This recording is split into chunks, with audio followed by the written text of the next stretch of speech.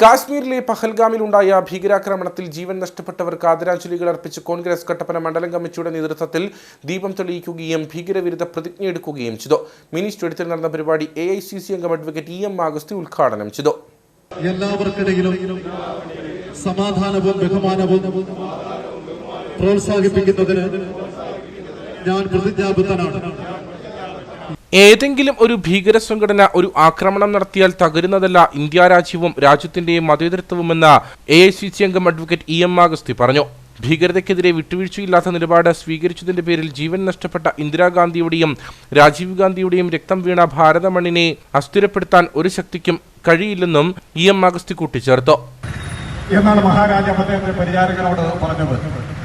പക്ഷേ മഹാരാജാവ് ആഗ്രഹിച്ചതുപോലെ തന്നെ നേരം വിളിക്കുന്നതിന് മുമ്പ് ഇന്ത്യയുടെ കരസേനാ വിഭാഗം ശ്രീനഗറിലെത്തുകയും അവിടെ നിന്ന് പാകിസ്ഥാൻ പരിശീലിപ്പിച്ചു വിട്ട ഭീകര സംഘടനയെ തുരത്തി ഓടിക്കുകയും ചെയ്ത് കാശ്മീർ ഇന്ത്യയുടെ ഭാഗമായി നിലനിർത്തി.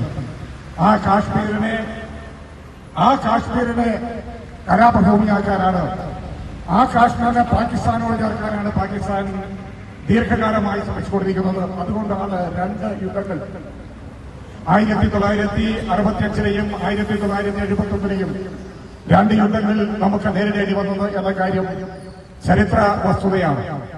1964-ൽ യാതൊരു പ്രകോപനമില്ലാതെ കാശ്മീരത്തിലേക്ക് കടന്നു വന്ന പാകിസ്ഥാൻ പട്ടാളം കാശ്മീർ പിടിച്ചെടുക്കുകയെന്നാണ് ലക്ഷ്യമിടുന്നത്. പക്ഷേ 25 ദിവസത്തെ യുദ്ധം കൊണ്ട് പാകിസ്ഥാനെ തുരത്തി അവരെവിടെ ആരംഭിച്ചോ അവിടെ കൊണ്ടെത്തിക്കുന്നതിന് ഇന്ത്യൻ സൈന്യത്തിന് കഴിഞ്ഞു. ലാൽ ബഹദൂർ ശാസ്ത്രി നേതൃത്വത്തിലുള്ള ഇന്ത്യയുടെ ഗവൺമെന്റിന് കഴിഞ്ഞു എന്ന ചരിത്ര വസ്തുത നമ്മളേവരും അനുസ്മരിക്കുന്നുണ്ട്.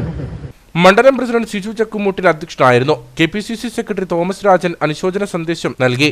Joy Anithottam, KA Mathew, Sibi പാർപ്പായി, Shaji വെള്ളമ്മക്കൽ, AM Santhosh, Jose ആനക്കല്ലിൽ, Prashant Raju, KS Sajeev തുടങ്ങിയവർ പങ്കെടുത്തു.